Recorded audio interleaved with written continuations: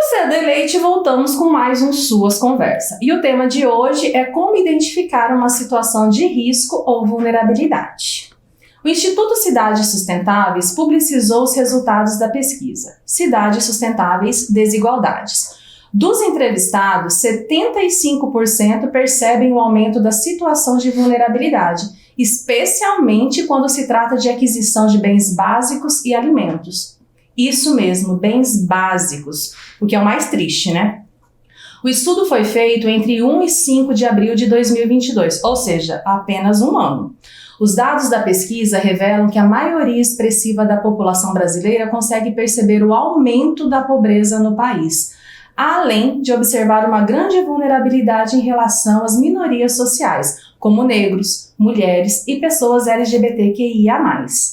A pandemia, que é tão recente, ela trouxe para nós uma crise, e isso levou muitas famílias a entrarem em situação de vulnerabilidade social, e ainda trouxe à tona as dificuldades que as famílias que se encontram nessa situação enfrentam, como, por exemplo, a população em situação de rua. Saber identificar uma situação de risco ou de vulnerabilidade possibilita que as políticas públicas ajam de forma preventiva e proativa para evitar um contexto prejudicial à família ou minimizar as condições desfavoráveis em que se encontram. E hoje, no Suas Conversa, temos um bate-papo com Thaís Rodrigues, graduada em Psicologia, especialista em Assistência Social desde março de 2021 e psicóloga do CRAS Gama. Bem-vinda, Thaís. Obrigada. É um prazer enorme te receber para essa conversa, tá? E que nós vamos ter essa conversa com um tema tão sensível e, infelizmente, ainda atual. Verdade. Thaís, então, para iniciar, o que é vulnerabilidade social? Então, vulnerabilidade social é um tema muito complexo, né? Ele é multifacetado, a gente pode identificar tanto questões de vulnerabilidade econômica, mas nós também podemos identificar questões atreladas a outros temas. Então, nós temos, por exemplo, vulnerabilidade quando a gente fala em questão de saúde física, em questão de saúde mental. Nós temos vulnerabilidade quando a gente fala em questão de convivência familiar, em convivência comunitária, né? É um tema que, a depender da esfera que você está olhando, ele pode te trazer aí novas perspectivas. Então, né? a vulnerabilidade ela tem várias vertentes. Várias vertentes, exatamente. É um conceito que ele descreve a situação que os indivíduos, ou que as famílias, ou que as comunidades estão passando quando elas têm uma dificuldade de acesso a direitos, ou então a outros eventos que grande parte dos membros da população estão tendo e ela não está tendo, ou seja, ela está tendo um prejuízo, sofrendo um prejuízo social com relação aos outros membros. Entendi. E como se dá a situação de vulnerabilidade social, Thaís? A vulnerabilidade social, ela se dá a partir desse momento que a pessoa tem uma fragilidade ou uma instabilidade que impede ou dificulta o exercício dela, dos direitos básicos e coloca ela nessa desvantagem com relação aos outros membros.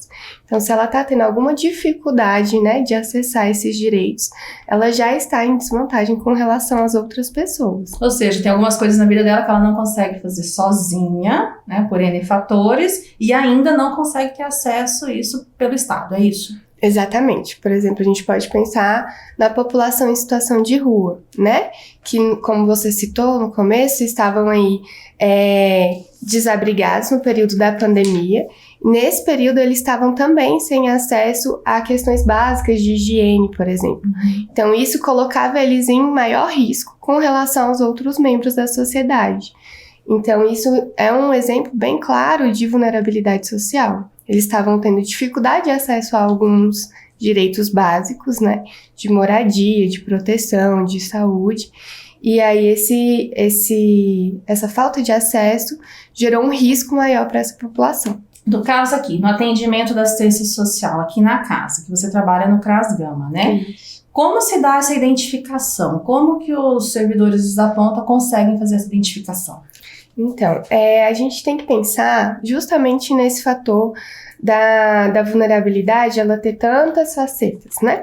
Então, quando a gente vai analisar a situação de uma família, vai analisar a situação de um indivíduo, a gente tem que olhar para a história daquela família. O que ela está trazendo ali de indícios que podem indicar para a gente que a família está em vulnerabilidade social. Nós já fizemos várias entrevistas aqui de suas conversas com temas, né, da assistência social, e eu acho interessante que todas elas caem nisso, na história.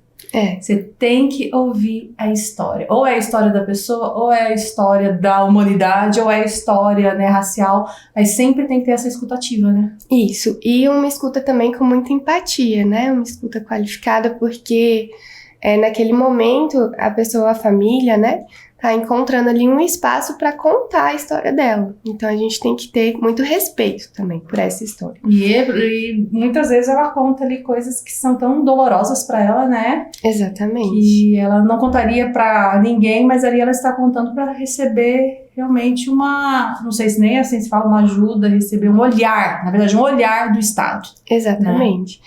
E aí, nos meus atendimentos, eu gosto sempre de perguntar com relação ao acesso mesmo que essa família está tendo. Então, se ela está conseguindo matricular as crianças na escola da região, se ela está conseguindo acesso ao postinho de saúde quando ela precisa, se ela tem o transporte público adequado para chegar nos locais que ela precisa ir.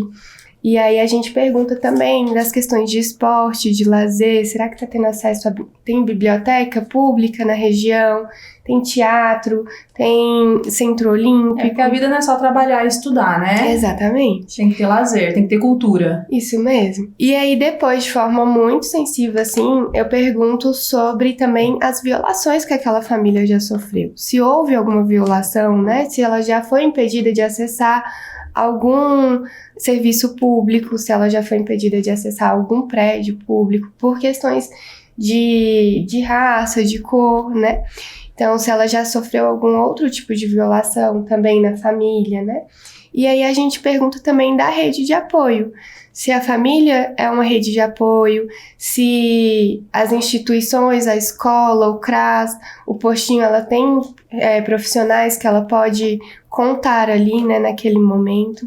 Então, tudo isso... Engloba também a vizinhança, né? Engloba se ela faz parte de alguma religião, se ali dentro ela tem uma rede de apoio também, né? Isso. A questão da vulnerabilidade passa muito pela falta da rede de apoio também. Então, esses vínculos, a convivência familiar e comunitária é muito importante. Thaís, depois que, né, você ou sua equipe, vocês fazem todo esse diagnóstico, né? Vocês conseguem identificar se a família se encontra ou não em vulnerabilidade. Aí, depois disso, quais os passos que são tomados? Bom, depois disso, a gente verifica quais os encaminhamentos que são necessários ser realizados. Então, a família não está tendo acesso ao posto de saúde, ou então precisa de algo mais especializado na saúde mental, né? Por exemplo, a gente faz um encaminhamento para que ela tenha um acesso inicial a essas unidades. Tem questões também, como por exemplo, dar entrada em um benefício do INSS, ou fazer alguma inscrição na CODAB, em curso de qualificação, que a gente dá esse apoio para a família, dá um suporte à família que tem maior dificuldade de acesso aos aparelhos, né? A internet, então a gente também chega até a acompanhar a família nesses momentos, né? Além disso, a gente também identifica se a família está passando por alguma questão de dificuldade financeira, né? E aí a gente tem os benefícios eventuais para que a gente possa também dar um suporte para a família se recuperar essa autonomia. E além disso, a gente tem o programa do PAIF, né? Tem um serviço de convivência, fortalecimento de vínculos, que é para a família que está com fragilidade nos vínculos. Então, a gente pode colocar também, inserir a família nesses serviços, né? Temos também as palestras no CRAS, temos também as acolhidas coletivas. Então, todas essas ações são importantes para a família conseguir se reestruturar. Ou seja, a gente sabe que sempre tem campo para melhora, mas existe sim, né, um trabalho muito bem feito. Sim. Na medida do possível, né, com os recursos que se tem, é um trabalho muito bem feito. Sim, claro. E para finalizar, nossa última pergunta, Thaís, falei para você que era rapidinho. Qual é a melhor estratégia para atendimento dessa família ou indivíduo? Então, como a gente mencionou, né, algumas vezes, essa questão de ser com tantas vertentes, né, a vulnerabilidade, de ter tantas possibilidades, assim, dela estar afetando a família, eu considero, né, que o trabalho em rede é a melhor solução para o atendimento integral da família. Então, como a gente falou aqui nas intervenções, né, às vezes a família não está tendo acesso à saúde, e é importante a gente ter essa porta de entrada na saúde para as famílias que já vêm com uma vulnerabilidade aqui no CREAS, né. Então, essa comunhão entre as unidades, né, entre os serviços públicos, eu acredito que é o mais importante. Além disso, é importante também a gente entender que as questões, por mais que elas pareçam particularizadas, por mais que elas pareçam individualizadas para aquela família, tem também um histórico coletivo. Então, quando a gente entende que essas vulnerabilidades vêm de uma relação coletiva, de um histórico, também fica mais fácil a gente fazer essa leitura e entender quais as intervenções que a gente precisa realizar. E com essa fala maravilhosa da Thaís, nós chegamos ao fim de mais um Suas Conversas. Thaís, obrigada por falar um pouco sobre esse tema tão sensível, relevante e complexo para todos, principalmente para os servidores da assistência social. Sim, obrigada a vocês, né, por esse espaço tão importante também, para a gente compartilhar esses conhecimentos e estar sempre aprendendo mais também. E como é uma conversa rapidinha, né, todo mundo consegue ver ali e gravar esses conhecimentos que você passou. Obrigada mesmo, tá? Imagina. Bom, pessoal, essa entrevista vai ficar disponível na Escola Virtual das Sedes e nas nossas redes sociais. E se você quiser saber um pouco mais sobre o que falamos aqui, é só deixar lá, lá mesmo na Escola Virtual, as perguntas, ok? E obrigada por nos acompanhar em mais essa entrevista. Esperamos você no nosso próximo Suas Conversa com outro tema maravilhoso que eu tenho certeza que você vai adorar. E deixe as suas perguntas e as suas sugestões para esses próximos temas. Até lá!